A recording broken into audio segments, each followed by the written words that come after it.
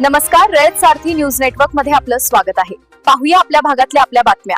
आमच्या सोबत रहा आणि जाणून घ्या आजच्या महत्त्वाच्या घडामोडी। गणेशवाडीच्या सर्पमित्रांचे कौतुक। आतापर्यंत मानवी वस्तीतून 2,500हून अधिक सापांचे रेस्क्यू। साप हा शेतकऱ्यांचा खरा मित्र मानला जातो। शेतीतील उंदीर व इतर हानिकारक प्राण्यांवर नियंत्रण ठेवून तो पर्यावरणीय समतोल राखण्यास मदत करतो। मात्र साप मानवी वस्तीत शिरल्यानंतर नागरिकांच्या सुरक्षेचा प्रश्न निर्माण होतो। अशा वेळी सापांना इजा न करता त्यांना सुरक्षितपणे पकडून नैसर्गिक अधिवासात सोडण्याचे महत्त्वपूर्ण कार्य गणेशवाडी तालुका शिरोळ येथील सर्पमित्रांची टीम गेल्या अनेक वर्षांपासून करत आहे। या टीमने आतापर्यंत विविध जातींच्या 2,500हून अधिक सापांना मानवी वस्तीतून सुरक्षितपणे पकडून त्यांना नैसर्गिक अधिवासात सोडत जीवदान दिले आहे। गणेशवाडीसह परिसरातील गावांमध्ये कुठेही साप आल्याची माहिती मिळताच ही टीम तत्काळ घटनास्थळी पोहोचते। प्रशिक्षित पद्धतीने सापांचे रेस्क्यू करून नागरिकांमधील भीती दूर करण्याबरोबरच वन्यजीव संवर्धनाचे कार्यही ही टीम सातत्याने करत आहे। अलीकडेच शेडशाळा येथे मानवी वस्तीत आलेल्या सापाचे यशस्वी रेस्क्यू करून त्यांना सुरक्षितपणे नैसर्गिक अधिवासात सोडण्यात आले। त्यामुळे परिसरातील नागरिकांनी सर्पमित्रांच्या या कार्याचे कौतुक केले आहे।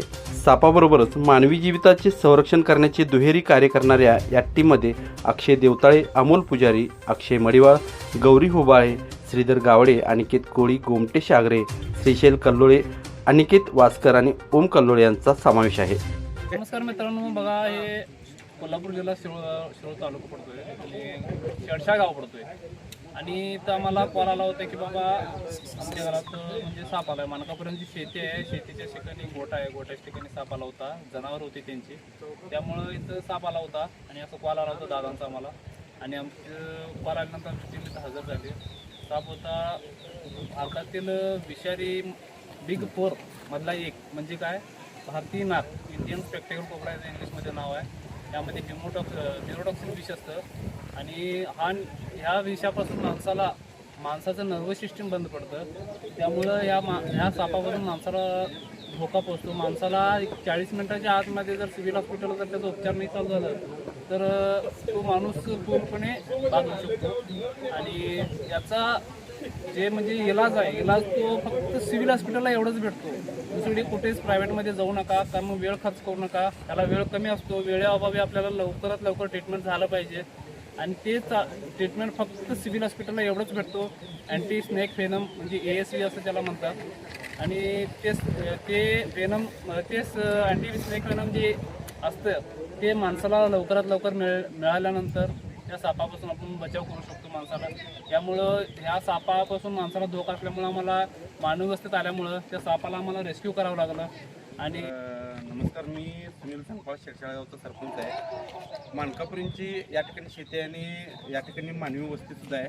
त्या ठिकाणी हा साप आलेला होता आणि परिसरात या ठिकाणी म्हणजे लोकांचा वावर असतो जास्त प्रमाणात।